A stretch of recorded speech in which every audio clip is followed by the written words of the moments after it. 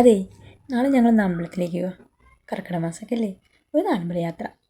അതിനിപ്പോൾ അതിനുള്ള പ്രിപ്പറേഷനാണ് ഇതൊക്കെ. രാവിലെ അയൺ ചെയ്യാനുള്ള നേരം ഉണ്ടാവില്ല, അപ്പോൾ തലേന്ന് രാത്രി തന്നെ അയൺ ചെയ്ത് വെച്ചു. അയൺ ചെയ്യാൻ ഒന്ന് രണ്ട് ഷർട്ട് എടുത്തപ്പോഴാണ് മനസ്സിലായത് അതിലെന്തോ കറ പറ്റിയിട്ടുണ്ട്. അപ്പോൾ രാത്രിക്ക് തന്നെ അത് കഴുകിയിട്ടു. രാവിലേക്ക് ഉണങ്ങാനും വിട്ടു. എൻ്റെ ഡ്രസ്സ് ഭയങ്കര സോഫ്റ്റ് സിൽക്കാണ്. കുറഞ്ഞ ചൂടിലിട്ടിട്ടാണ് ഞാൻ അയൺ ചെയ്തെടുത്തത്. ഒന്ന് രണ്ട് പ്രാവശ്യം എൻ്റെ ഡ്രസ്സൊക്കെ ഇതേപോലെ പിന്നിയിട്ടും അയൺ ചെയ്യുമ്പോൾ കേട് വന്നിട്ടുണ്ട്. അത് കാരണം പേടിച്ചിട്ടാണ് ഞാൻ അയൺ ചെയ്തത്. ഈ കൂനിന്മേൽ കുരു എന്ന് പറഞ്ഞൊരവസ്ഥയായിരുന്നു ഈ അയൺ ചെയ്യൽ. ഒരു ഭാഗം നേരാക്കി എടുക്കുമ്പോൾ മറ്റു ഭാഗം കേടുവന്ന് വരും. അതുപോലെ ആയിരുന്നു. സത്യം പറഞ്ഞാൽ എനിക്ക് ഭയങ്കര ക്ഷമയുള്ളതുകൊണ്ട് മാത്രമാണ് ഞാനിത് ഫുള്ളാക്കിയത്. എൻ്റെ ക്ഷമയുടെ നെല്ലിപ്പലക കണ്ടിരിക്കുന്ന സമയമായതുകൊണ്ട് ക്യാമറമാൻ ഒടുക്കത്തെ ചിരിയത്.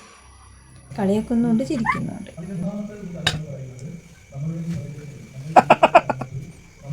വലിയ രസമൊന്നുമില്ല, എനിക്ക് ഇഷ്ടപ്പെടുന്നില്ല.